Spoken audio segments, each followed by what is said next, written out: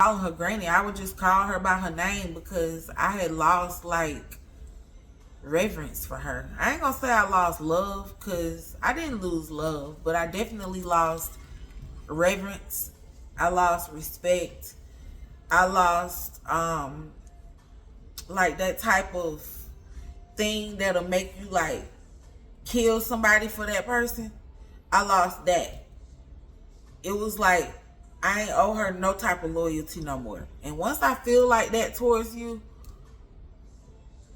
you really ain't shit to me. And that's how it felt. And I hate that I'm having to say these things because I love my grandma to death, but that's how it felt. So I'm being honest about it because that's what the fuck we do here. Be honest. What's up, my hoochie mamas and hoochie daddies? I'm back. I know it's been about 3 weeks since I gave y'all a video. Y'all be alright. I thank y'all so much for running up the last video. If you have not seen it, please go back and do so. Right now, let's go ahead and take care of some business real quick. I need you to like, share, comment, subscribe. I know that y'all fuck with me because the views is telling me that you do. But I need for the views and the subscribers to match. And I also need y'all to share this channel with your friends, your families, your co-workers, that bitch you might not like at work, whoever might need some wisdom. Boy, woman, girl, we got something for everybody. The kids done heard cussing before. Share it with them too. Anyway, if you ever see me looking down, just know it's because I got some notes. I'm only here to give y'all the real and the raw, so let's get into it. This is a story time edition about how my family betrayed me, and also what if my grandma would have never been able to apologize to me. So anyway, let's get into it. I was about 19, 20 years old. I was in one of the lowest places of my life. I had gotten kicked out of my mama's house because of her ex-husband. And I literally was just at my lowest. I had gone to jail.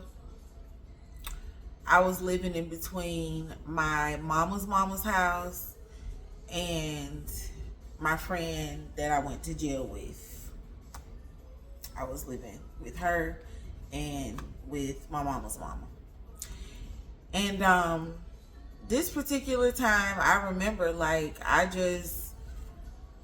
almost felt like I had no direction, which is crazy because I've never been at that place in my life. Like, no matter how young I was, no matter how crazy my childhood may have gotten, I never felt like I didn't have any direction.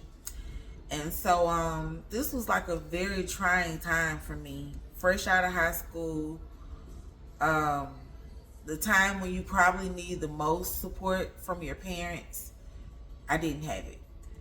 And I won't really blame it so much on my mama because she was going through a rough time in a marriage that God didn't bring to her. I'll just say that without telling her business. But I had no money. Basically, I was homeless. And like I said, I had gone to jail. Now, I went to jail, and it's no secret. You can Google me. I went to jail for stealing. But I was stealing more so as a means of survival. Not because of me just doing it for fun or just because it gave me a rush. Like, it did give me a rush, but I did it out of survival. Remember I told you I had gotten kicked out of my home. So anyway, God has shown me the thing that you went to jail for, you're going to be accused of that in your personal life. And even though you're not guilty, everybody's going to believe it because that's what you went to jail for. God showed me that. Now, this was before I moved into my mama's house. God showed me that. So I've probably been in her house about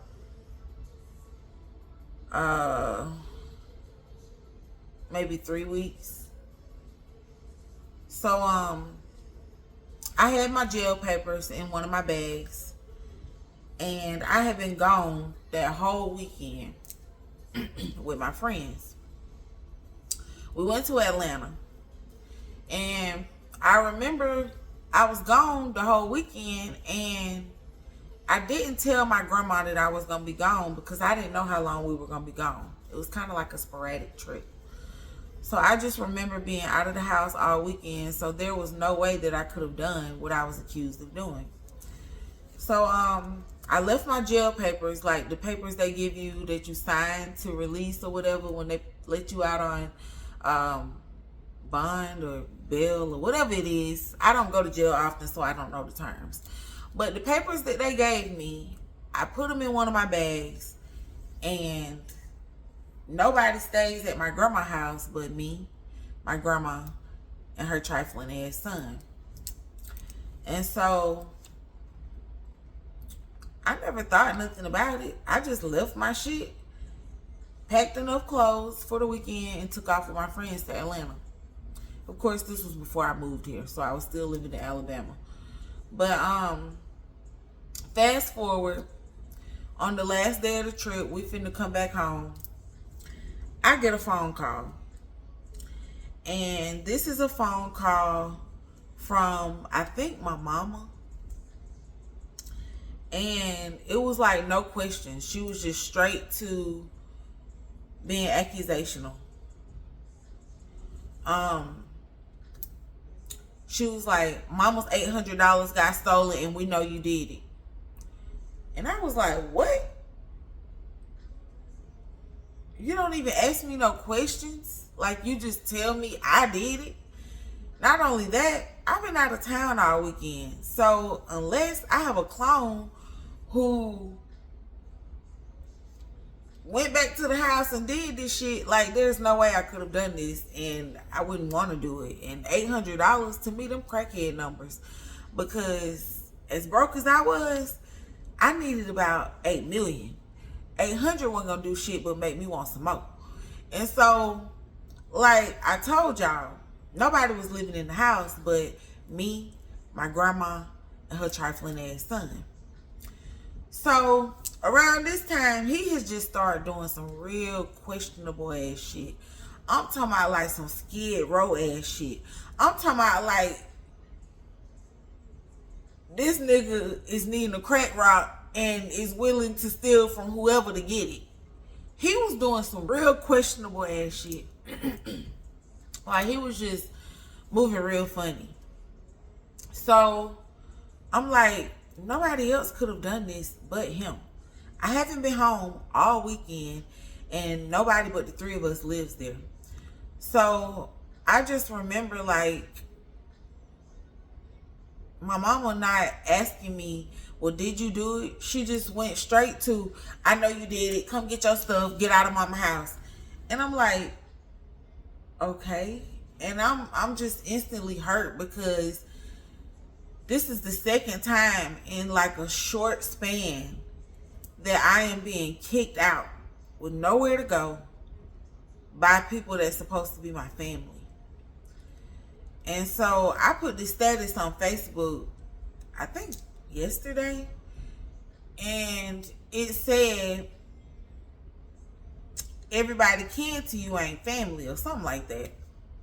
And it just reminded me of this situation back then.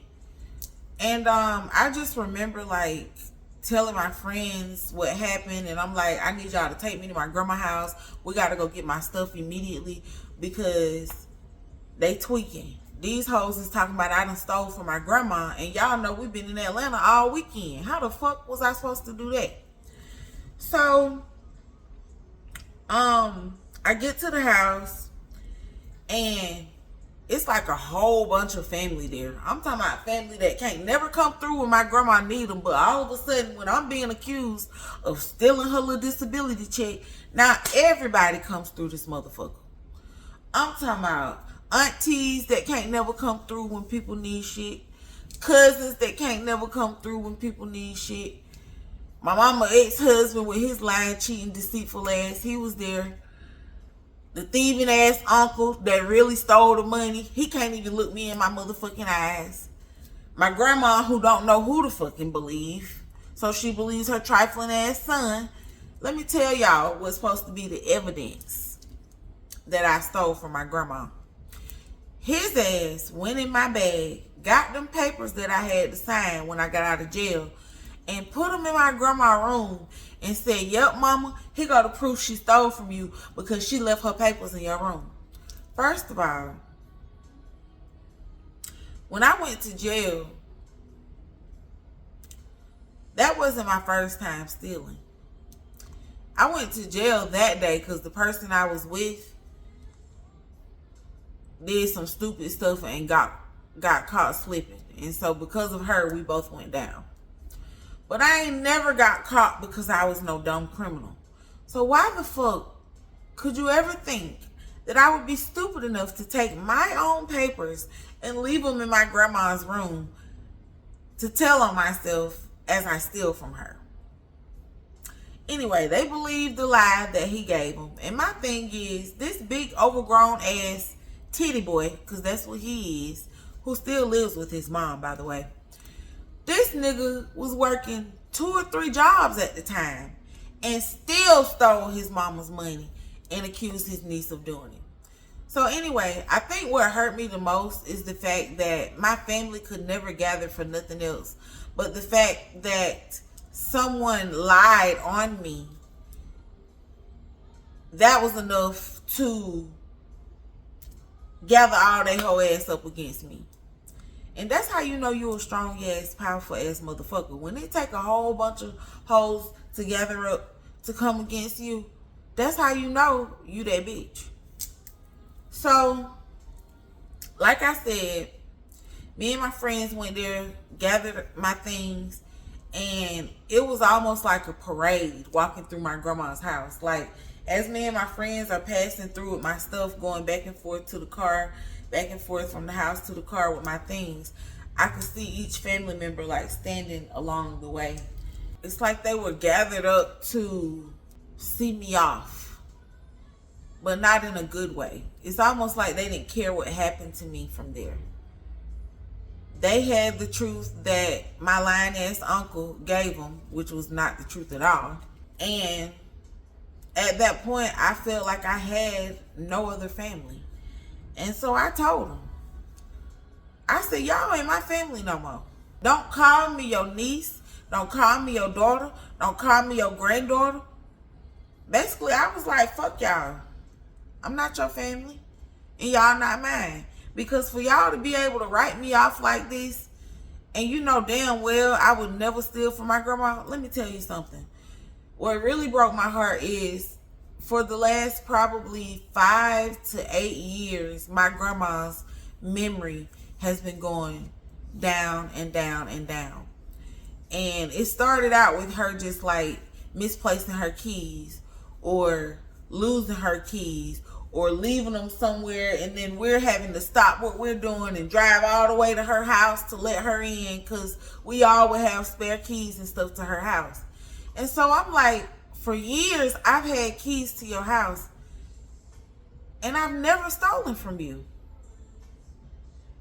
I've even stopped what I'm doing several times, as we all had, and drove however long it took to get to where you were to let you in your shit, because you would be done had a memory lapse and lost your keys. And for you to, after all these years, entrust me with keys to your stuff, and I've never stolen anything, never been accused of stealing anything, now all of a sudden, one time, your whole ass son, who did steal from you, not just one time, but several times. It happened several times before that and several more times after. Because he tells you that I did this and he frames me for it, y'all believe him. Meanwhile, that was like probably 8 to 10 years ago, and his whole ass still living there. And he probably like in his 60s. But I digress.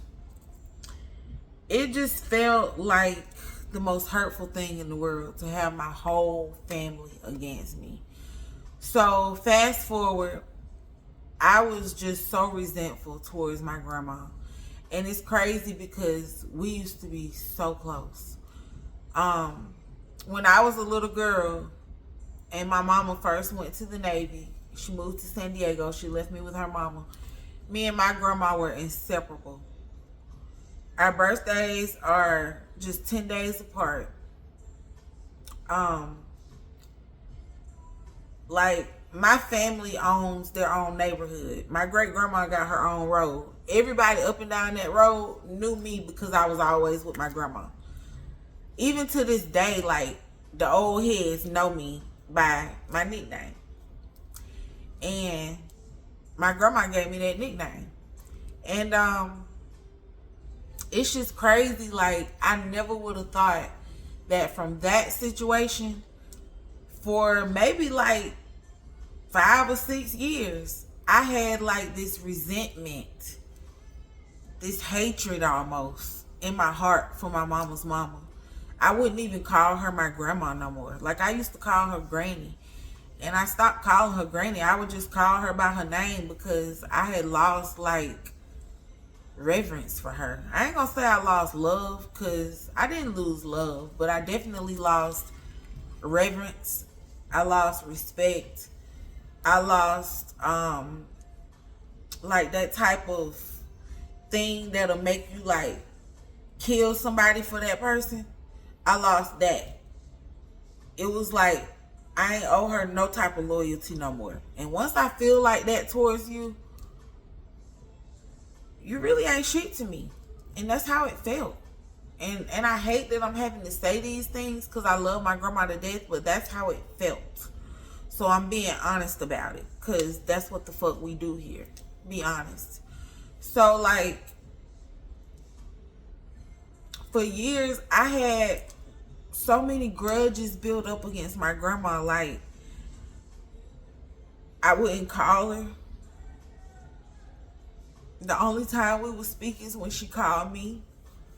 But I promised God, like, I'm probably gonna cry. I promised God, like, no matter what time it is when my grandma called me, I'ma always answer.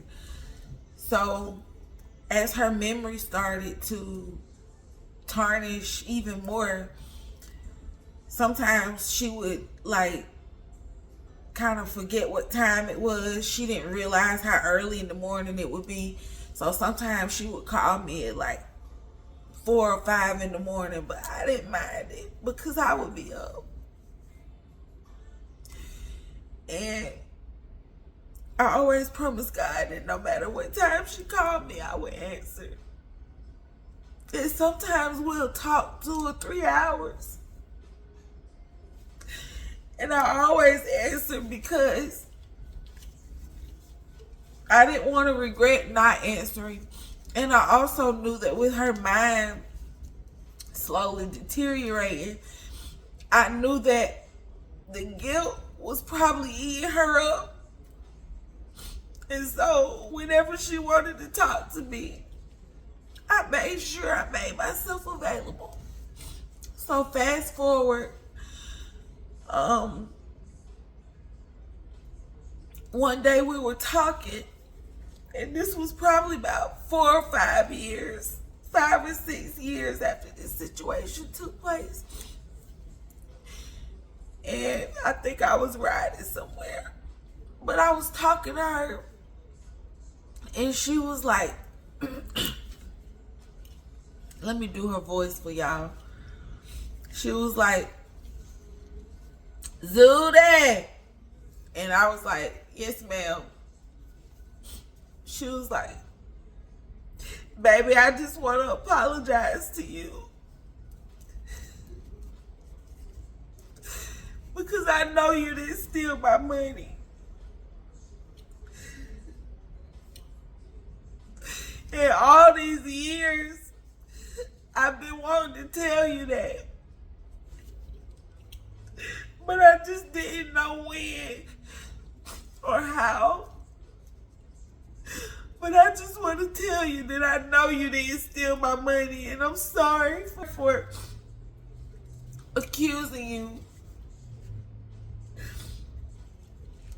And I was so shocked when she said it.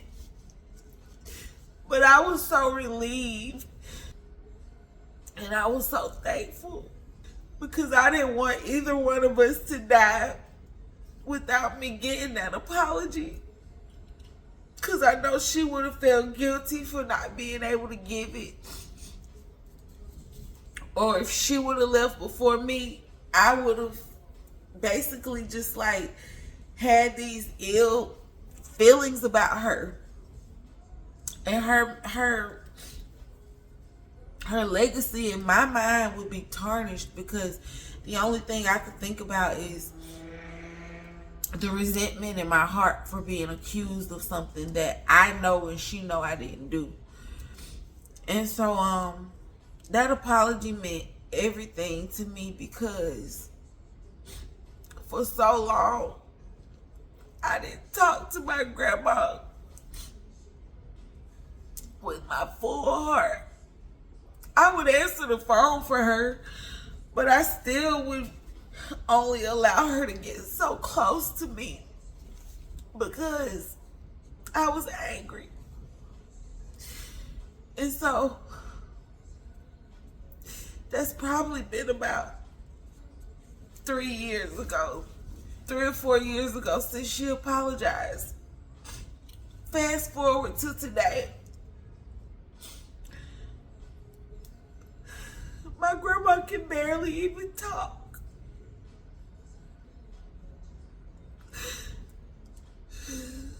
She can barely even talk. Something happened to her, and her mind tremendously retrogressed.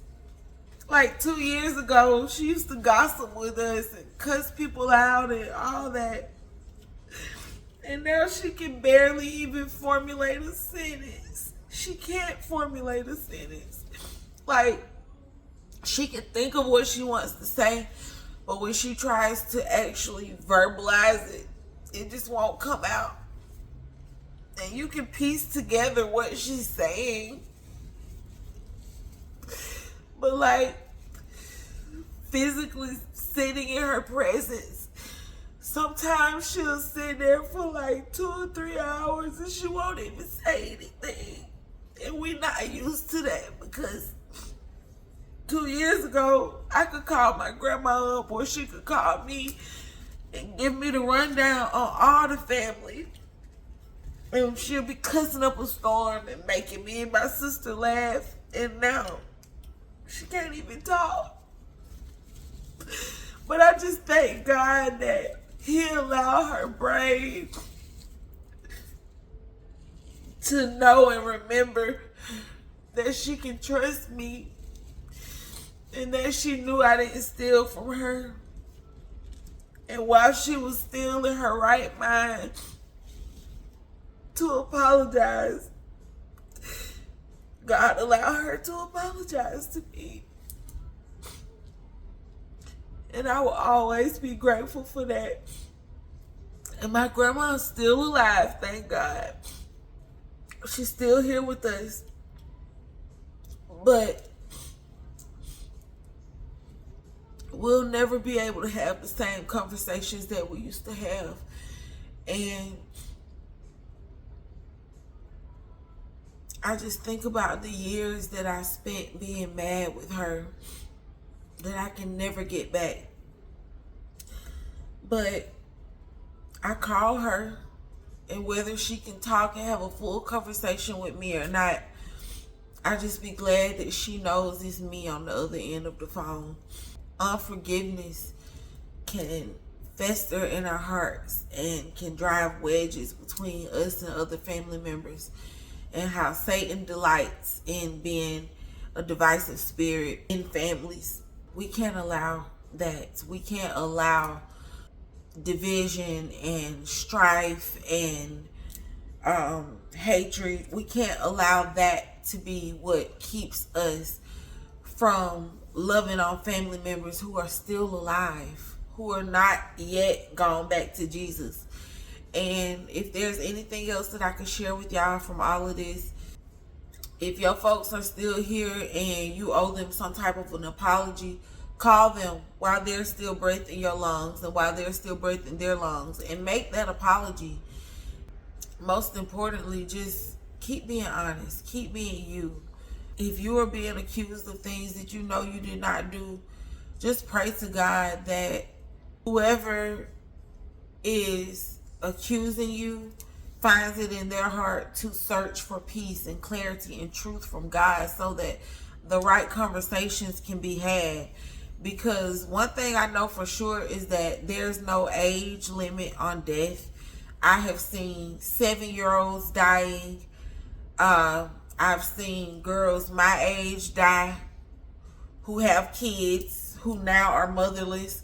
I have seen people old who have died, like people dying old, young, newborn, whatever.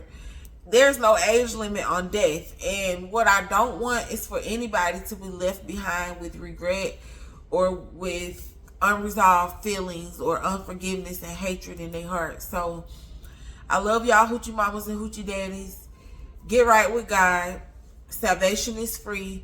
And get right with your family and get right with yourself so that you can be at peace, because there is nothing like being able to sleep at night knowing that you have done everything in your power to make peace with yourself and those around you that you love.